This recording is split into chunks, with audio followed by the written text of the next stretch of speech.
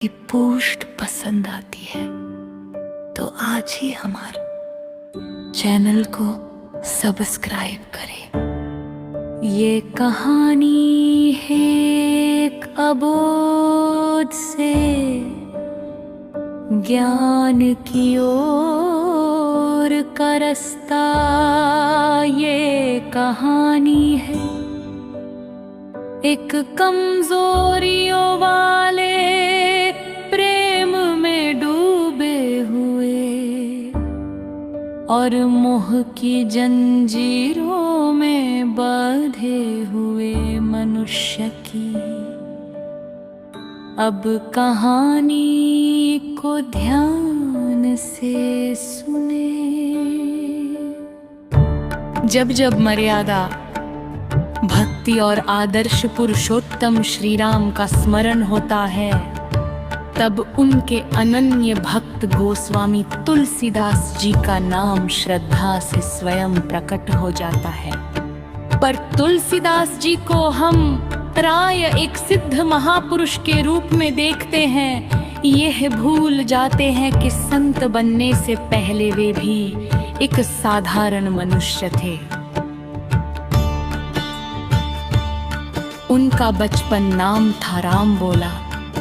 जीवन ने उन्हें बहुत जल्दी अकेला कर दिया। माता पिता का साया उठ गया और बालमन ने सुरक्षा, अपनापन और स्थिरता को बहुत पहले खो दिया। ऐसे मनुष्य के जीवन में जब प्रेम आता है तो वह केवल संबंध नहीं रहता, वो सहारा बन जाता है, वो संसार बन जाता है। विवाह हुआ। पत्नी सुशील थी, समझदार थी, पर राम बोला का प्रेम धीरे धीरे आसक्ति में बदल गया। पत्नी के बिना जीवन सूना लगता था, मन कहीं टिकता नहीं था। एक दिन पत्नी को मायके जाना पड़ा। कारण साधारण था पर परिणाम असाधारण। राम बोला ने बाहरी रूप से सहमति दे दी, पर भीतर कुछ टूट गया। दिन किसी तरह बीत गया, पर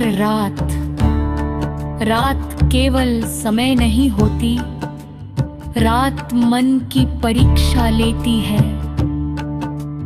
आधी रात के बाद जब गांव गहरी नींद में था, राम बोला की आंखें जाग रही थी, हृदय व्याकुल था, विवेक मौन था। न ये सोचा कि उचित क्या है, न ये कि अनुचित क्या। बस उठे और चल पड़े।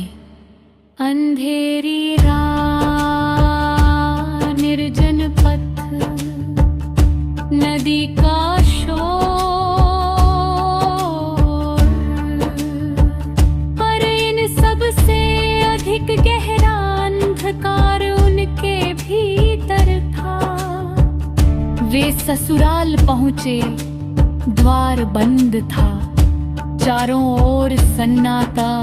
तभी दीवार से लटकी हुई एक वस्तु दिखाई दी। मोह में डूबे व्यक्ति को न भय दिखता है न विवेक। उन्होंने उसे रस्सी समझकर पकड़ लिया और ऊपर चढ़ गए। वो रस्सी नहीं थी, वो सांप था। ये घटना चमत्कार नहीं है, ये चेतावनी है।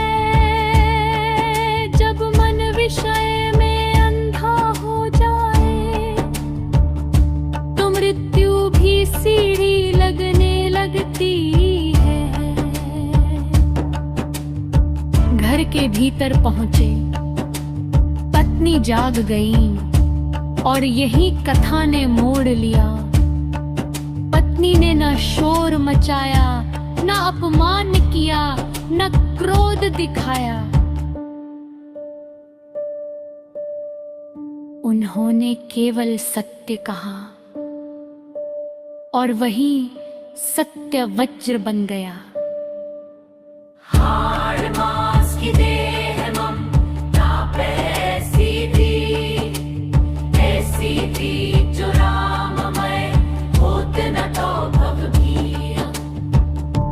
अर्थ यह नहीं था कि प्रेम गलत है,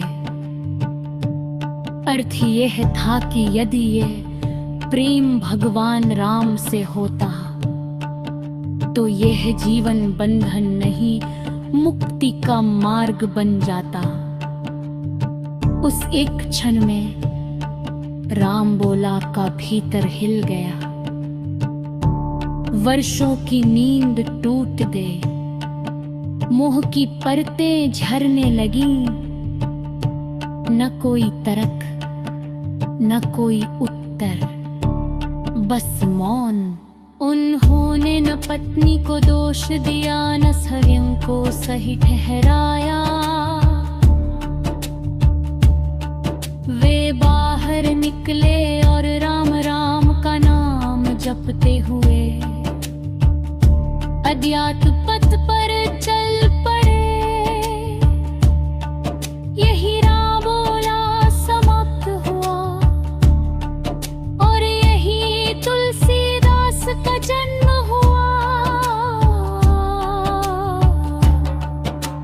बाद में पत्नी को अपने शब्दों की तीव्रता का बोध हुआ, हृदय द्रवित हुआ।